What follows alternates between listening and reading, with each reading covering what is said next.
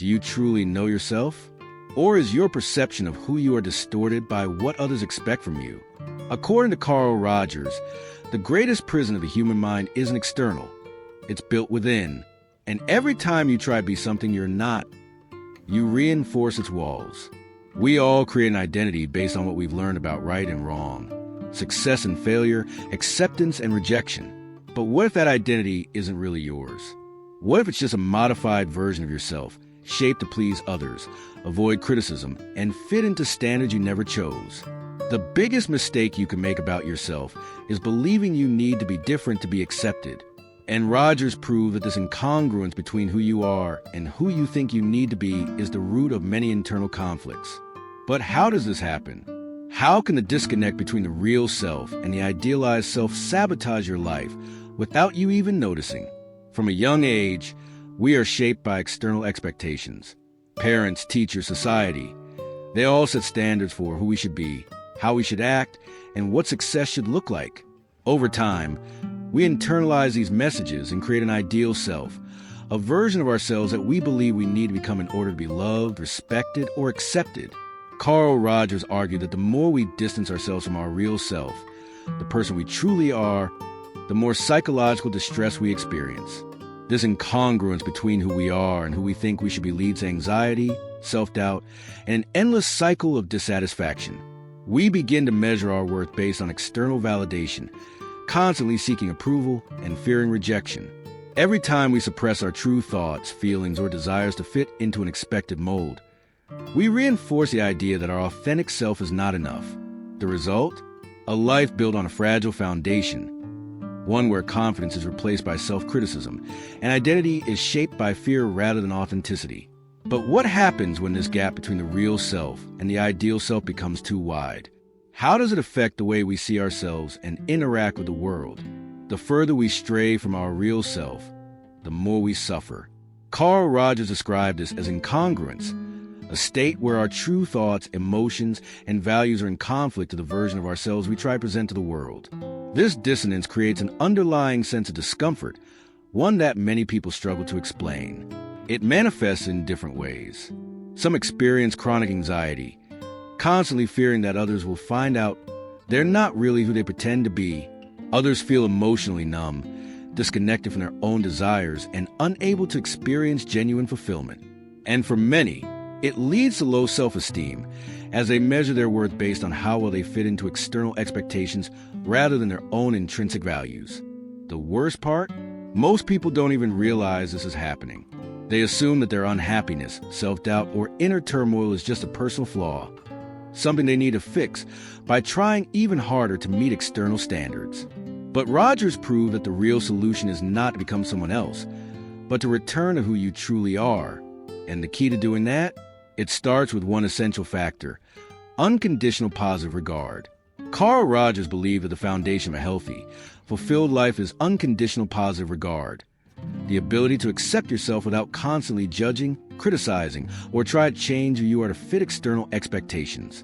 Many people grow up receiving conditional love and acceptance. They learn, often subconsciously, that they are only worthy when they meet certain expectations, when they achieve, when they please others, when they conform. As a result, they begin to reject their own feelings, desires, and identity, shaping themselves around what is expected rather than what is real.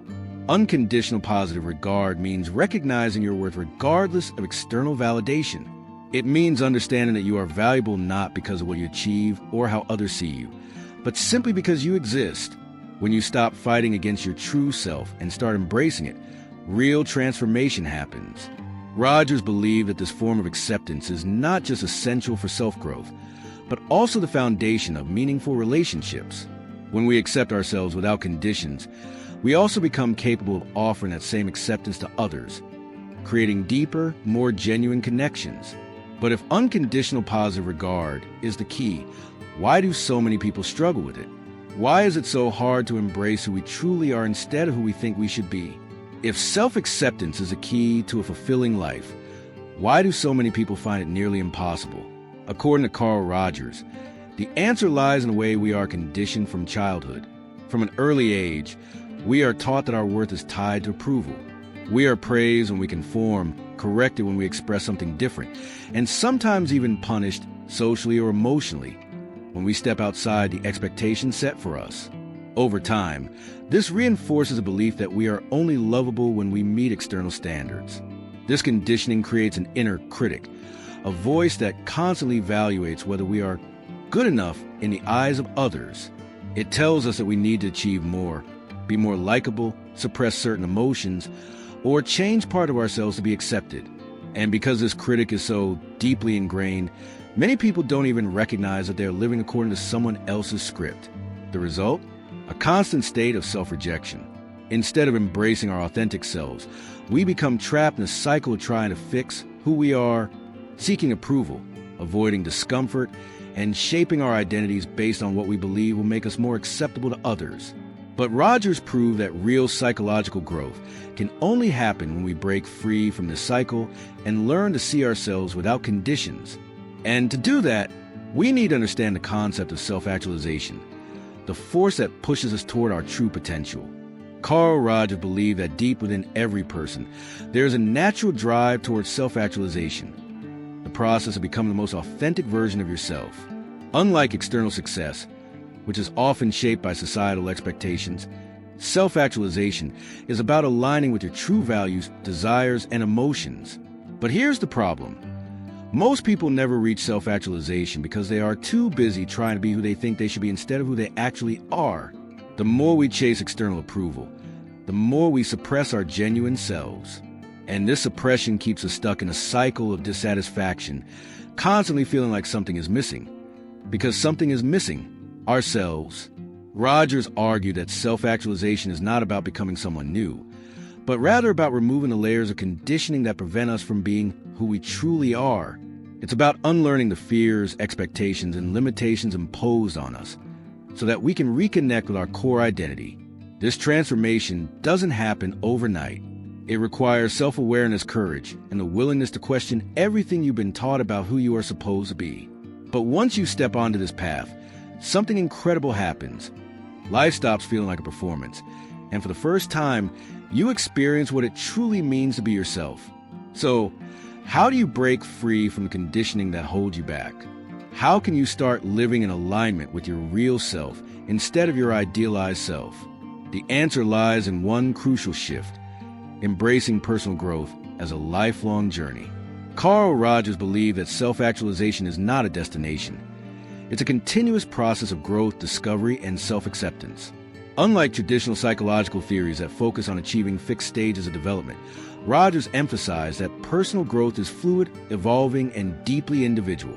One of the biggest obstacles to this journey is the belief that we need to arrive at some ideal version of ourselves before we can feel worthy. But Rogers argued that the key to true fulfillment is accepting ourselves as we are, while remaining open to change. Growth is not about rejecting who you are today, but about expanding into the fullest version of yourself over time. This means embracing imperfection, letting go of the need for external validation, and understanding that your identity is not a rigid concept. It's something you refine and evolve throughout your life. Instead of trying to fix yourself, personal growth should be about uncovering and embracing what was always there. The moment you shift your mindset from, "I need to be someone else to be happy," to, "I am enough as I am, and I can continue to grow," everything changes.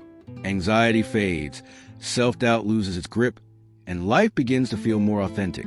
But the real question is, are you willing to take that step? Are you ready to let go of the expectations that have been shaping your life and start embracing who you truly are? If there's one lesson to take from Carl Rogers, it's this: the greatest mistake you can make about yourself is believing you need to be someone else to be worthy.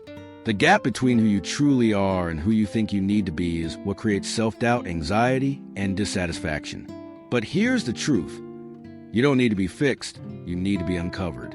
The version of you that is confident, fulfilled, and at peace is already there, beneath layers of conditioning, fear, and external expectations. The journey isn't about becoming someone different. It's about returning to who you were before the world told you who you should be. So ask yourself, how much of your identity is truly yours? How much of what you believe about yourself was shaped by others? This is a challenge that Carl Rogers left us with. Dare to live as your real self, not the self you think will be accepted. Because in the end, no external approval will ever be more valuable than the freedom of being truly yourself. If this video resonated with you, leave a like, share it with someone who needs to hear this, and subscribe for more insights into the human mind.